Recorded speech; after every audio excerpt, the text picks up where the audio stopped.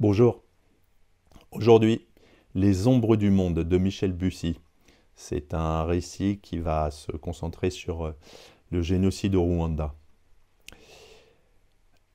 Les ombres du monde donc dévoilent une histoire qui oscille entre passé et présent, entre mémoire intime et histoire collective. Le point de départ est posé à la fois au début des années 1990 et en 2024.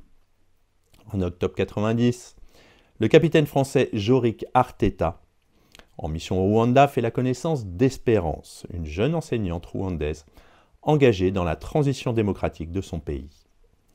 Leur rencontre est empreinte d'une tension douce, amère.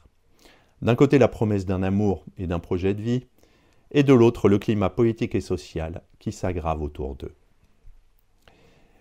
Le récit bascule ensuite vers l'événement tragique qui marque le pays.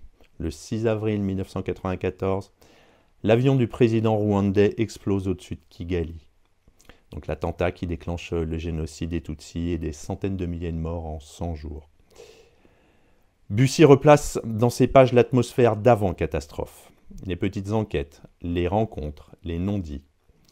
Il suggère aussi qu'il existe des personnes qui savent, ou pensent savoir, ce qui s'est réellement passé, et qui portent un lourd secret. Le roman alterne avec une temporalité contemporaine. Noël 2024, Jorik, désormais vieil homme, retourne au Rwanda, accompagné de sa fille Aline et de sa petite-fille Mae. Mae, adolescente, ignore la plupart des détails du passé familial. À bord de l'avion, Jorik lui confie le journal d'Espérance, des notes rédigées entre 1990 et 1994, qui offrent un point de vue féminin et local sur les événements, sur les espoirs de transition démocratique et sur la montée des tensions.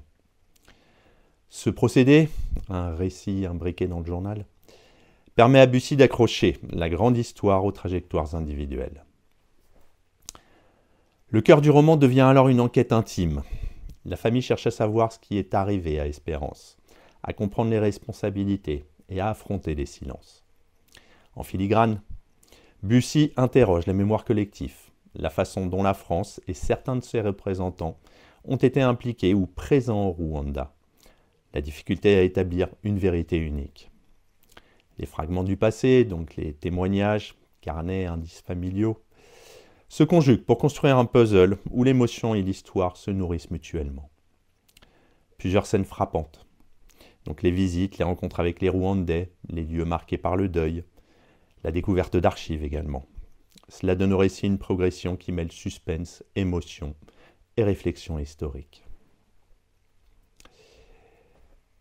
Michel Bussy, habituellement connu pour ses polars à mécanique serrée et ses retournements, s'empare ici d'un sujet profondément historique et mémoriel, le génocide rwandais et ses répercussions sur des existences individuelles.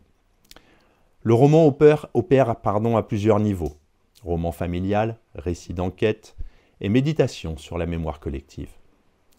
Bussy réussit à rendre palpables des enjeux géopolitiques, l'implication d'acteurs internationaux, des zones d'ombre sur les responsabilités, tout en restant attaché au déchirement humain, la perte, le deuil, la culpabilité ou la transmission. La technique narrative, donc l'alternance passé-présent, le carnet intime, les points de vue, fonctionne pour maintenir l'attention et pour offrir des clés de lecture multiples. Le journal d'Espérance donne la couleur locale et l'intériorité, tandis que la perspective de Jorik, Aline et Mae expose l'héritage familial et la difficulté de faire face à un traumatisme historique. Bussy met aussi en lumière le thème de la vérité partagée. Il n'y a pas une histoire unique, mais des mémoires fragmentées, parfois contradictoires, que la littérature a pour tâche d'assembler sans trahir la complexité. Sur le plan moral et éthique, le livre soulève la question du devoir de mémoire contre l'oubli nécessaire pour vivre. Il interroge la posture des Occidentaux présents au Rwanda, les militaires, les coopérants, les observateurs, et pose la question de la responsabilité, collective et individuelle. Dans ce registre, Bussy choisit la fiction comme vecteur pédagogique, par l'émotion et l'identification. D'ailleurs, il aide le lecteur à saisir la portée humaine des faits historiques, parfois réduits à des chiffres dans les manuels. Donc, si on analyse les personnages rapidement, donc il y a Jorik Arteta, donc ancien capitaine, figure paternelle et mémoire vivante. Il incarne la culpabilité, le regret et la volonté de vérité. Son retour est à la fois une quête et une tentative de réparation. Il y a également Espérance, donc sa femme. À travers son journal, elle est la voix intime du Rwanda pré-génocide.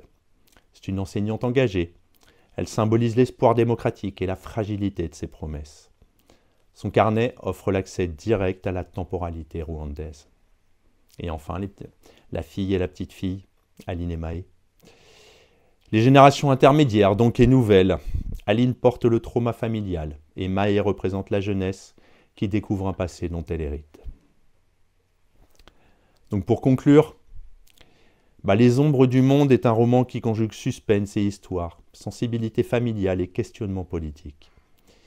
Michel Bussy y change d'échelle, de l'intrigue policière pure à une fresque mémorielle qui interroge la responsabilité, la transmission et la quête de vérité.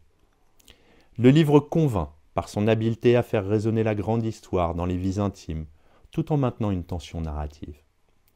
Pour le lecteur, c'est une invitation à écouter les voix du passé, les journaux, les récits, les silences, et à mesurer combien la mémoire individuelle et collective reste au cœur de tout processus de réparation. À bientôt.